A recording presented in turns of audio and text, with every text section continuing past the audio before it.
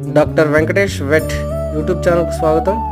ఈ వీడియోలో చూస్తున్న ఎద్దు యొక్క ముందు కుడికాలు పాము కాటుకు గురవడం జరిగింది.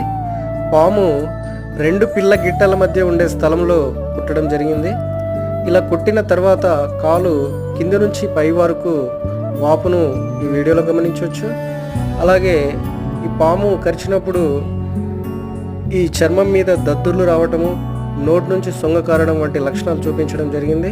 అలాగే దీనికి పూర్తిగా వైద్యం చేశాక ఏ విధంగా కోలుకుంది అనేది ఈ వీడియోలో గమనించవచ్చు.